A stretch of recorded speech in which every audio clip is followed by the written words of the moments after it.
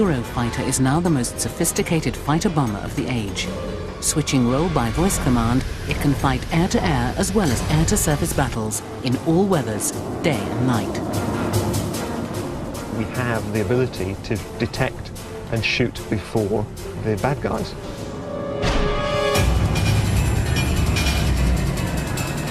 I would say it will be a very deadly machine, this is for sure. Forged out of the collaboration between the UK, Germany, Italy and Spain, it will form the keystone of their air forces. First conceived in the early 80s, it has finally been delivered. Whichever way you look at it, it's at least a decade late. Billions of pounds over budget and surrounded by controversy. This is the story of Europe's biggest ever defence project. A project that has survived the blows of conflicting national interests, political intrigue and a changing world order.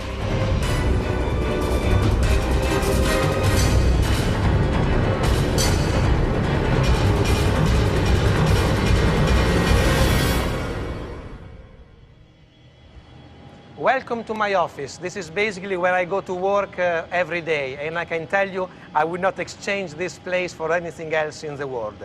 And here, as you can see, is a huge airplane, but this is what I would say a pilot's airplane, really. I like it. Test pilots like former NASA astronaut Maurizio Cheli have had a decisive role in the plane's design. Each of the 4 partner nations has built specific sections of the fighter. And here, I would say my wing, because I'm Italian, but of course, and this is sort of a joke, and as such you should take it, because the airplane is made by 4 countries. For example, this wing was made in Italy, and the opposite wing was made in Spain. But they match, and this is what makes the airplane amazing. Maurizio is about to strut his stuff.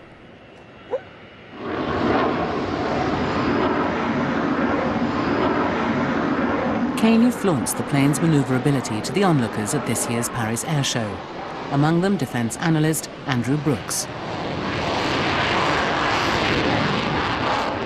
This is a European Air Force in making. I mean, this is a European dream, a combat airplane produced by Europe to take on the world militarily and to take on America commercially.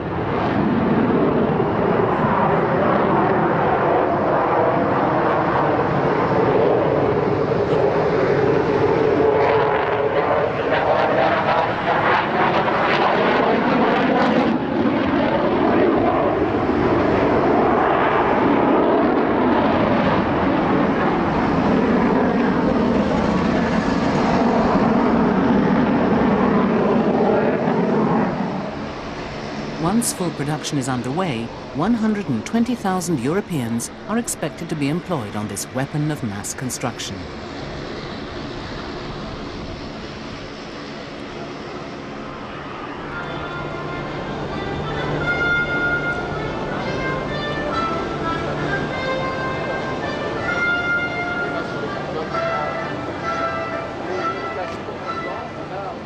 Eurofighter's competitors are also out in force. National pride and tens of thousands of jobs are at stake. The French are making much of their rival plane, the Rafale. But 20 years ago, they were to be partners in what was to become the Eurofighter project. Their withdrawal was one among the many complications that has dogged the long and eventful attempt at European collaboration. This is a story of Europe learning to stand on its own feet. It's done it very well. It had a traumatic evolution process. There were a lot of stumbles on the way. Let's be honest about this.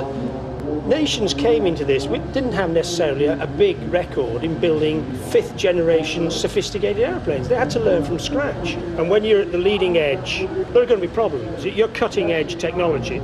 We shouldn't underestimate the challenge they took on.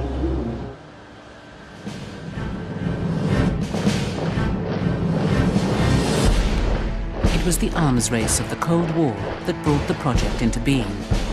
During the 1980s, the Western Air Forces were deeply concerned about the technological advances the Russians were making. They had developed not one, but 2 very agile fighter aircraft. The planes were causing great anxiety, as independent analyst Paul Beaver explains. The first was from the famous Mikoyan stable, the MiG-29, and the second was from the Sukhoi Bureau, the Su-27. Both looked, from intelligence estimates, to be better than the existing F-16 in service, mainly with the Americans and continental Europeans, but certainly better than anything that the British had.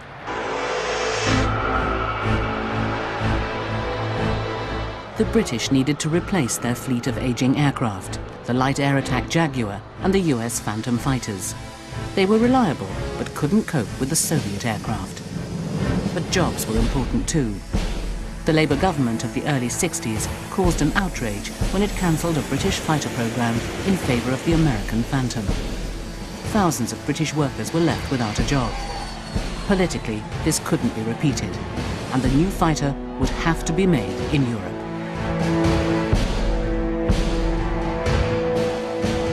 For Chris Granville-White, then of the Ministry of Defence and a former RAF pilot, there was already a successful joint venture, the Tornado programme, that would serve as a role model for a new, wider European collaboration. So in the early part of 1983, we went and talked to some of the other air forces, and it was fairly obvious who we should talk to. We talked to our former Tornado partners, the Germans and the Italians. We talked to the French, because we'd had the Anglo-French Jaguar programme.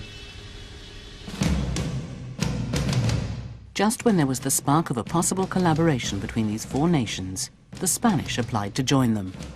At that time, we knew that it was not only beneficial from a strategic point of view, which it is definitely, but also from an industrial point of view. And we foresaw that it could represent a lot of jobs creating. The idea was that by sharing work and resources, the five nations would obtain an expensive aircraft at a lower cost to each country. But not everyone was in harmony. The interest, particularly in four of the nations, was primarily air-to-air, air superiority, air defence and air-to-air combat. And that was applicable to four of the nations as a primary requirement, and then with a secondary requirement of air-to-surface to varying degrees between the four nations. France had a different perspective, which was, it was complementary, but it was different in that their primary requirement was offensive air-to-surface, and then with the air-to-air, air superiority capability as a second facet to that. So we always had this slight difference between four and one nations, and it was a question of seeing how we could balance these out. The French government and their manufacturers Dassault persisted in promoting their air-to-ground fighter design over the air-to-air design favoured by the other four countries. Nevertheless, negotiations for the fighter programme continued for 2 years. Martin Fremer, a German engineer, had already collaborated on the Tornado with the British. He was invited to work on the new project. Our task was to come together on one project, one program, one cost estimates, and obviously one management. And this was the task of that exercise, and we were quite successful actually of achieving this. Because in that period from 83 to 85, we established on a quinteral base, including Dassault, a project. We managed to define the development cost. We had the work share established. Despite the optimism, the first cracks in the new European venture began to show. Now other news, and European defence ministers are meeting in London in a last attempt to save their joint project for new fighter aircraft. 5 NATO countries had planned to spend £20 billion, but it seems they can't reach agreement. It's more than 2 years since Britain, France, Germany, Italy and Spain first talked about developing a joint fighter for the 1990s. And we were close in believing that we can continue on the quintilateral base. However, at the end we failed. In 1985, irreconcilable differences on the design led the French to leave the negotiating table. They saw their security better served by a ground attack aircraft and went on to develop the Rafale at great cost. But there was more to their departure than met the eye. It was, in essence, the control of the program. They were requesting all major posts in the organization, like the program management, the commercial side, and even the technical side. To a certain degree, I still regret that they haven't continued with us, because I believe this aircraft would have even more chances now than it has already. But losing one partner didn't alter the 4 remaining nations' confidence in the project. Although they had lost 2 years in negotiations with the French, they were still optimistic. So the aim was get this aircraft into service in the early to mid-1990s. But all the indications were that probably the costs could be kept down and that the aircraft could be in service as early as 1992, and that from then onwards it would be a matter of progressing its upgrades until around 2002. These ambitions proved impossible to fulfill. On the management side, although the 4 governments, their air forces and 8 defence contractors had the same objectives, they all had different incentives to take part. On the engineering side, the specifications were going to be somewhat more complicated than those faced by their colleagues on civilian programs. The problem is explained by Dave Rees, test pilot coordinator for the program. Building a military fighter is so different to building an airliner. In the case of the airliner, the flight control system has to cope with a benign flying envelope. In simple terms, it's got to cope with a takeoff, a cruise, a landing. Nice and smooth, no spilling of the gin and tonic, some gentle turns, easy. As long as it does it safely, it's done its task. If you now think of the flight control system of an agile fighter, it's a different ballgame. It's got to cope with rapid rolling.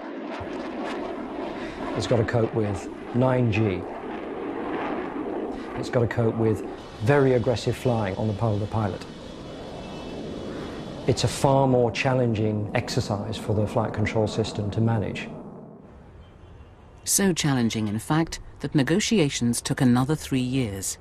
And it was not until 1988 that the 4 nations finally signed a contract for the development phase of the project.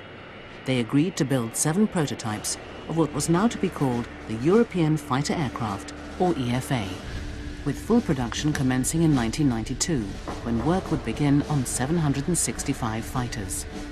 The first planes would be delivered to their respective air forces in 1998. The cost in prices of the day was projected to be £20 billion. But just as it was getting underway, the collaboration reached its second major obstacle, with the fallout from the collapse of the Berlin Wall.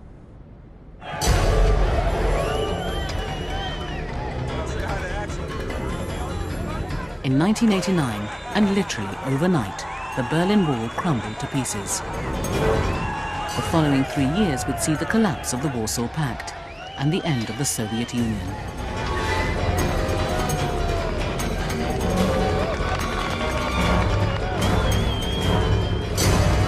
The Cold War imperative that created the Eurofighter vanished. Just as the first prototypes were being built, the future of the program was in question. Suddenly here was a reunited Germany, and it was very, very clear from the beginning that the German government needed to invest in Eastern Germany to bring them up to speed with the West. In other words, they needed to spend money, invest money.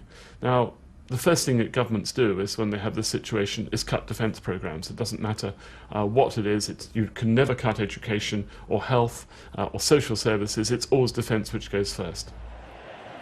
And sure enough, in the 1990 German electoral campaign, Chancellor Helmut Kohl promised his anti-war supporters to cancel the EFA should he remain Chancellor.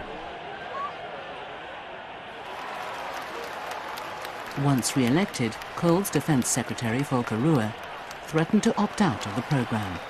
The future of the 4 nations' aircraft industry depended on his final decision.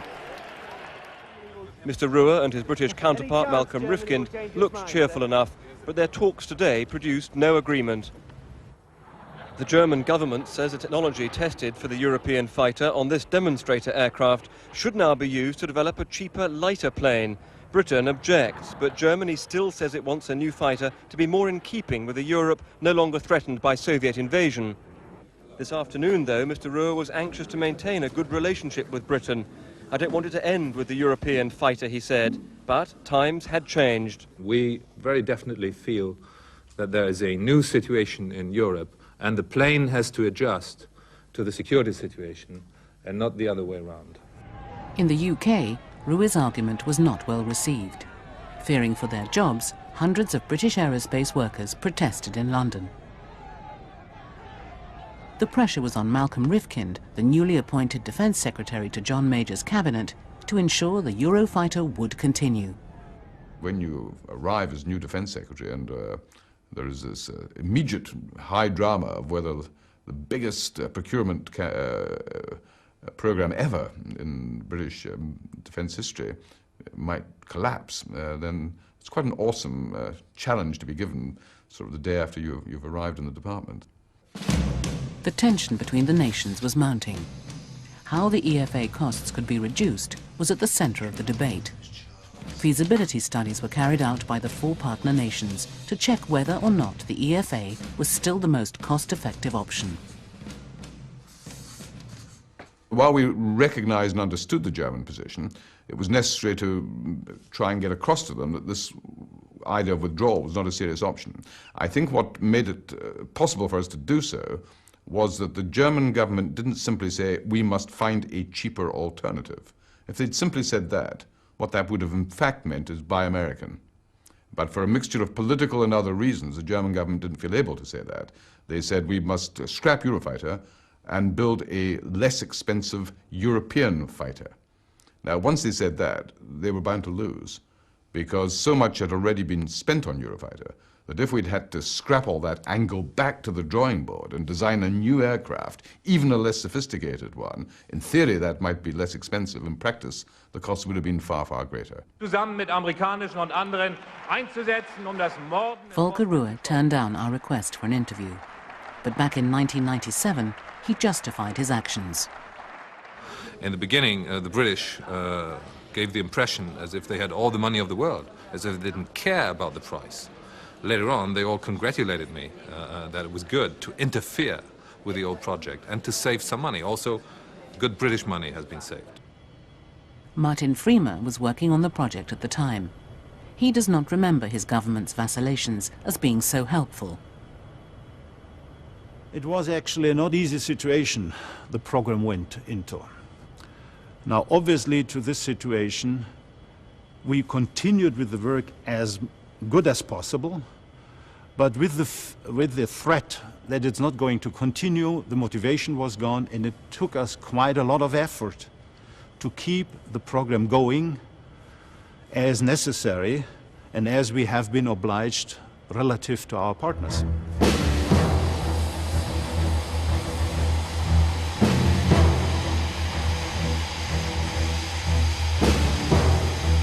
Production slowed down. The first prototypes, initially expected to perform their maiden flight in 1991, were still on the ground. The prospect of them ever taking off was very slim, as the 4 nations were still locked in what seemed then a no-way-out situation.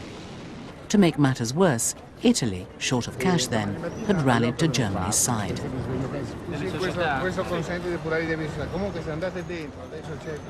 The budgetary crisis and German withdrawal are causing Italian ministers to think again about the wisdom of the European fighter. They say that unless the plane can be made much more cheaply, they'll follow the German lead and leave the project, leaving Spain and Britain stranded.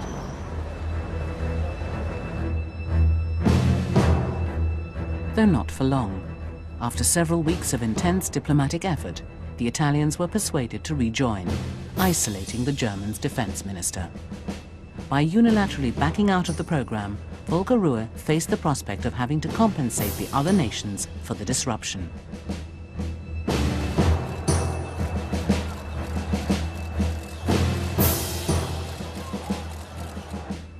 Ruhr's predecessors had locked themselves into the project by a punitive penalty system of their own devising.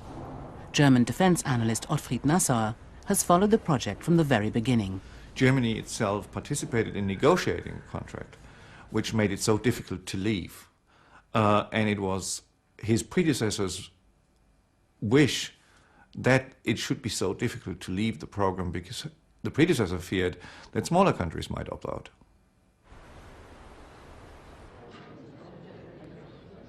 It was now just a matter of time before the Germans caved in.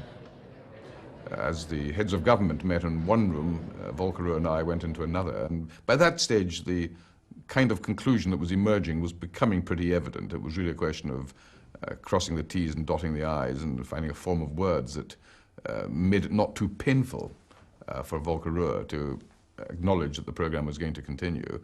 And we had a very good, very constructive discussion, and were able to report to our respective Prime Minister and Chancellor that agreement had been reached. And so a press conference was held, and everyone said this is exactly what they'd wanted all along, which was more true for some of us than for others. The EFA programme had also reached the point of no return so often experienced on major projects. Too much money had already been invested, too many promises made, and already thousands of jobs were reliant on the programme. And the reality was that no head of government was prepared to let that go.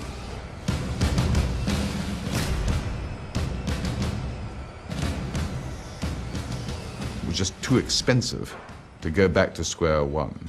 And of course, it's a combination of objectives. It's not only meeting the needs of your armed forces, that's clearly the most important objective, but you want to do that in a way that helps support your own indigenous aircraft industry.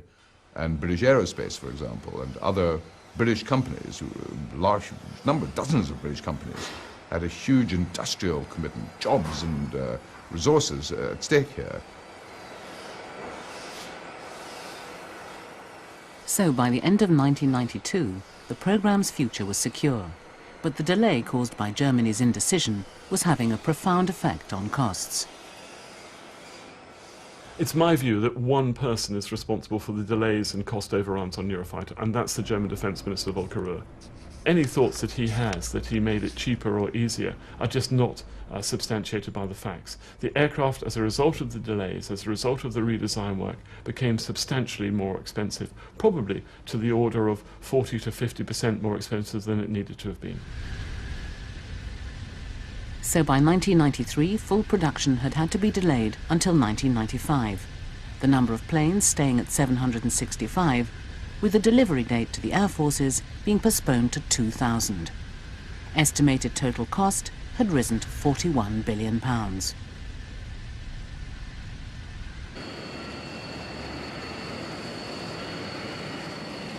Although Germany was back in, months of renegotiation now ensued among all the interested parties. Although the basic design remained the same, each nation wanted to adjust the plane to suit its own particular needs. It didn't make the plane any cheaper. What should have been an airplane with standard kit inside became an airplane where everybody had different kit inside because everybody had different requirements. Everybody was allowed to go for a cheap option or a medium price option or an expensive option. So instead of getting a lot of the economies of scale that should have been there in the first place, in order to shave off money here, to shave off money there, we ended up with 4 almost different aircrafts. Nevertheless, the 4 nations stuck to the basic workshare arrangement of 1988. The British were to build the cockpit nose and tail, and to share the construction of the rear fuselage and engine with Italy, which was also to build the left wing. The Spanish were to build the right wing, the Germans the central fuselage, as well as the flight control system.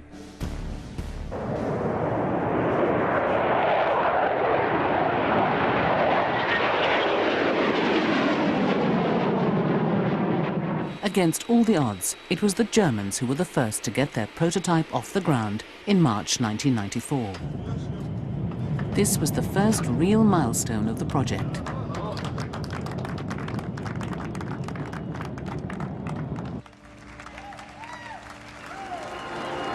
Eurofighter 2000 represents unity of vision, unity of purpose, and an inspirational example of technological cooperation and achievement. A month later, the British unveiled their prototype at the British Aerospace factory in Warton, Lancashire. The EFA was now renamed the Eurofighter 2000. It has created jobs, brought security, prosperity, and creative energy to thousands of aerospace workers, their families, and the wider community. The euphoria was premature. The projected overall cost of the new Eurofighter, which is made by Britain, Germany, Italy and Spain, is now put at £40 billion. Of that, British taxpayers will have to pay almost £15 billion.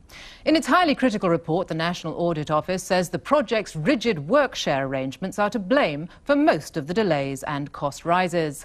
Labour said the report was a damning indictment of the lack of adequate management control within the Ministry of Defence. The work share had been apportioned in the following way, with Britain and Germany each taking 33%, Italy 21% and Spain 13%.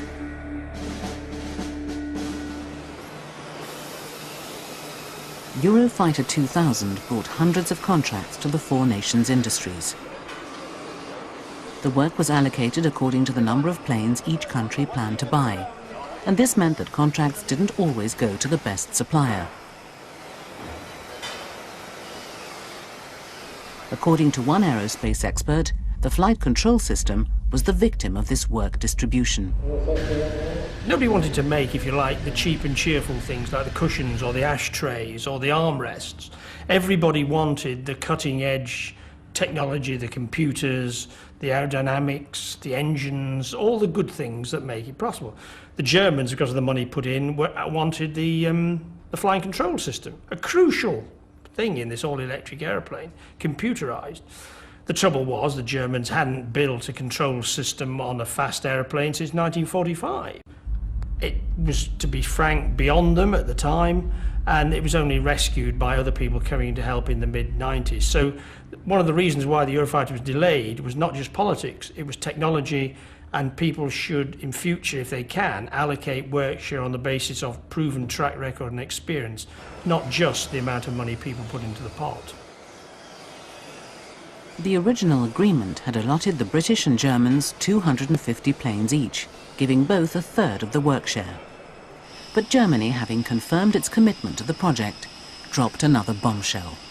Mr. Ruhr demanded to nearly halve Germany's order to 140 planes, and yet retain the country's original 33% share of the workload, employment and technology.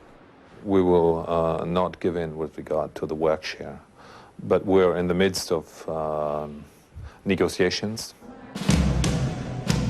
Eurofighter was under threat again. Any more delays would be catastrophic. The partners eventually agreed to reduce the total number of fighters to 620 from 765.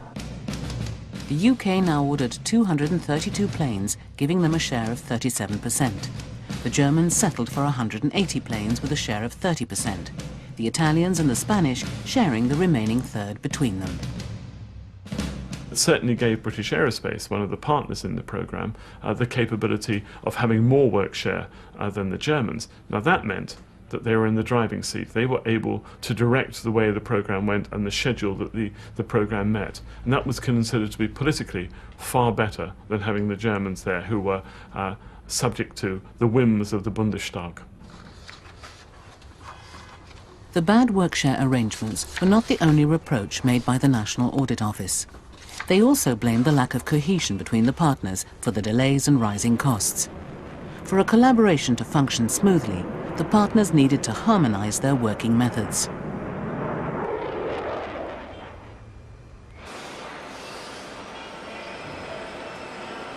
In the early years of the programme, nationalism was still very much anchored in the partners' mentality. Although they were keen to cooperate, they were reluctant to adopt new management tools. It took years for a common working method to be implemented.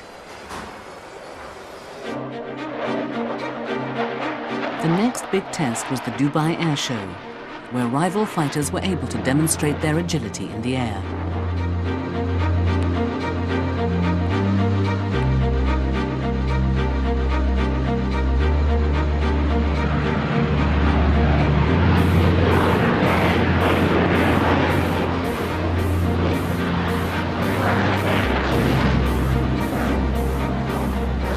The years of delays became embarrassingly apparent when Eurofighter 2000 remained firmly on the ground. Around about that time, a couple of other aircraft programs had experienced accidents. We didn't want to fall to that problem, and so a conscious decision was made in flight test to take a stepwise, softly approach. And therefore, in those early displays, the aircraft was being constrained because we didn't want to push the limits too far. The Eurofighter at the Dubai Air Show was just a large-scale model. Among the competition present at the show was the former French partner. Their plane, the Rafale, was demonstrating great agility in the air.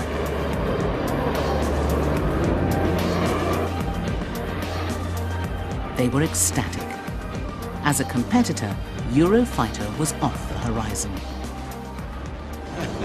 There's no competition for the Rafale.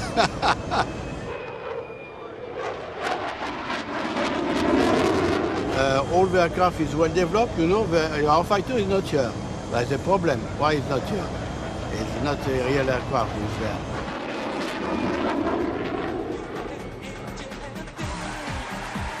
Just a few months after the Dubai Air Show debacle, power changed hands in the UK. With any new government come new expectations. The Eurofighter had been the Tories' pet project since day one, and it was assumed that Labour would reassess the most expensive procurement programme in the UK as part of their strategic defence review. To the consternation of some observers, that wasn't to be. You must remember in the Strategic Defence Review, two things were off bounds. One was the British nuclear deterrent, the second was the Eurofighter. So the Strategic Defence Review, although it confirmed it, strictly speaking, was not allowed to examine the whole project. I think that with hindsight, had it been put into the melting pot, it might well have decided that 232 was no longer required. But because that was off bounds, off limits, then 232 was confirmed, almost on the nod. The production contract was signed in 1998, although it was already apparent that the delivery date of 2000 would not be met. Eurofighter 2000 was renamed Eurofighter Typhoon. The much-awaited production phase was to begin the same year for the same total of 620 planes, and delivery was further postponed until 2002. The reduced order resulted in a reduced cost to an estimated £39 billion in 1998 prices.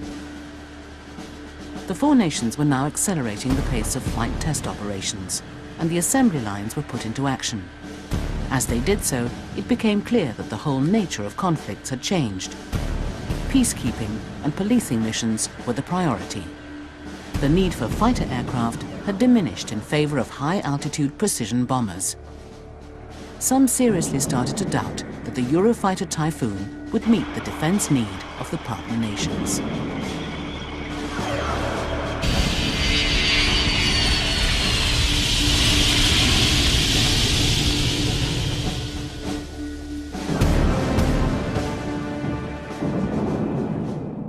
Technologically, I don't think it's advanced. It's a Cold War dinosaur, advanced for its time, but no longer relevant. We require ground attack capabilities much more than we require air-to-air combat capabilities. The Eurofighter only has that as a secondary role and function. So the Eurofighter has a limited role in the everyday operations in the contemporary security environment. That's wrong. I mean, no expeditionary warfare or any other warfare can take place without control of the air. You need to protect your ships and your troops from being attacked by the bad guys in the air. You need a frontline aeroplane like Eurofighter to guarantee that air cover. The plane's biggest fans are the pilots. For them, Eurofighter Typhoon offers something unique. Not only is it multi-role, but it's also swing role, which means it can switch mission in the air at the flip of a button. Craig Penrice, as a British test pilot, has flown hundreds of hours on the Typhoon and spent weeks in the simulator. We're in what we call the active cockpit, which is a simulator that we use to explore a lot of the various missions of Eurofighter. Today I'm in an airplane that's got a simulated load of both air-to-air and air-to-surface weapons, which will allow us to look at the swing roll capabilities of the airplane. Make the last switch, the displays change automatically to give me the engine's information as we take off.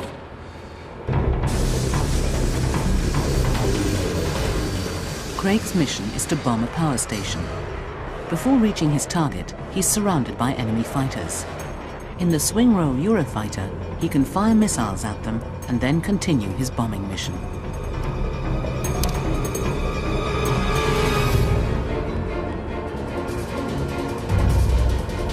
Commit the bomb to go.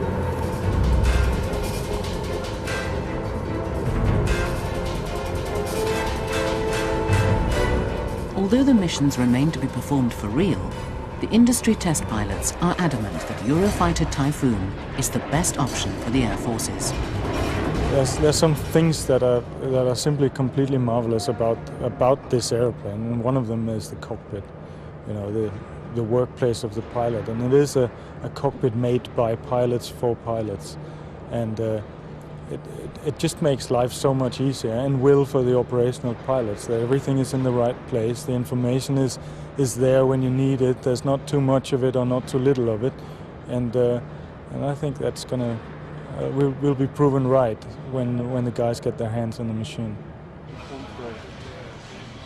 But when that would be was still the vital question on everybody's lips. Several delivery dates had been missed already, and by the end of 2002, although the RAF was putting on a brave face, they still didn't know when they would get their first aircraft. For the first flight of an airplane off the production line, pretty impressive stuff. At Farnborough, those of you who were At the annual Typhoon seminar at the RAF in Uxbridge, Air Commodore Chris Harper was assuring the audience that despite all the delays, Eurofighter Typhoon was still the aircraft of choice. But it is, ladies and gentlemen, tantalizingly close. And let me tell you that when PMA look at all of the officers' OJARs, the annual confidential reports as they used to be, those coming from the front line, it is numbered on one hand that you can find one which doesn't include Typhoon as the top option for our frontline guys to fly in the near future. If the delays were testing the patience of the RAF, the industrial side of the partnership remained sanguine. Eurofighter is a complex weapon system. We have agreed with the customer to deliver the weapon system only when it's mature. The fine-tuning of the weapon system requires some time. The most daring feature on Eurofighter is the ultra-sophisticated flight control software, which should remove 80% of the pilot's workload. But this system and other problems were still causing delays. There's several reasons for the delays. One reason is that parts have been produced that were improperly produced and needed to be redone. And another reason is that the program is still facing some technological problems. One of them, as far as I believe, being the flight control system, still not fully capable of what it should do. And the flight control system is absolutely crucial because the aircraft is aerodynamically unstable and therefore needs a perfect software to make the aircraft flying.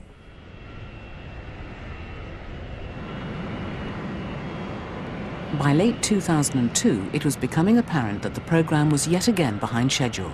The flight control system was not the only factor.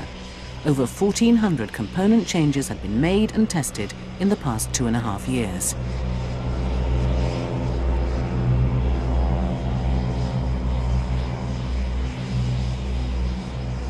And during a routine test flight in Spain, Eurofighter Typhoon suffered another setback. In its 8-year history of test flights, the Eurofighter had acquired an exemplary flight safety record. But on the 21st of November 2002, the Spanish prototype DA6 took off and never returned.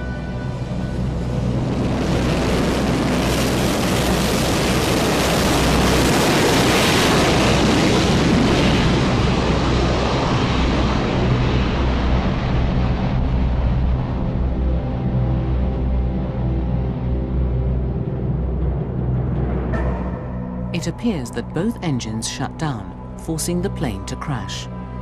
Both pilot and passenger safely ejected. A subsequent investigation points to a mechanical fault in an early prototype engine design that has now been superseded by engines where a similar fault is impossible.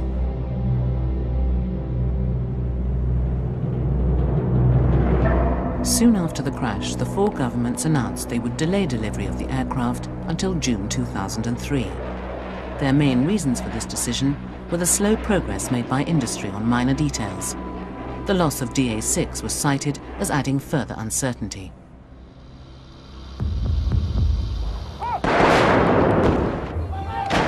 Furthermore, as the Second Gulf War demonstrated, in a long-range missile and bombers war, fighter planes like the Eurofighter are unnecessary if the enemy has no viable air force, and the first phase of Eurofighter production is mainly for air-to-air combat.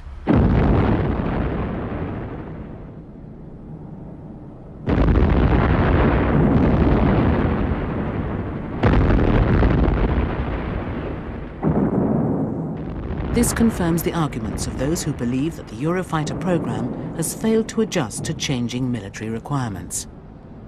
One such critic is Sue Willett. From a strategic point of view, I think it has been a major failure because it shows the inertia and inability of both the Ministry of Defence or industry to be able to adapt rapidly to a changing strategic environment, and that what we've ended up with is an old dinosaur, and a very expensive one at that. Eurofighter is not a white elephant. It's a creation of the Cold War, yes, but it's evolved. It was originally very much an air defence fighter with a very secondary air-to-ground and reconnaissance capability.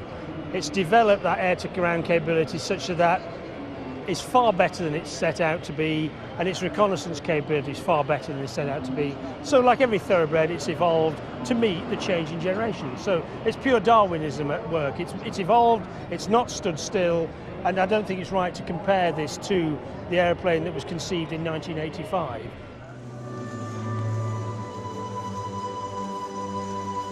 Finally, on the 30th of June 2003, the Eurofighter was ready for delivery. Representatives of the four nations, including Britain's Defence Minister Lord Bach, assembled at Eurofighter headquarters in Manching, Germany. It had taken 6 more months of adjustments and negotiations for the plane to be judged to have met the standards required by the 4 customer air forces, a process known as type acceptance. Years of trials still lie ahead, and the plane is now being adapted for a ground offence role.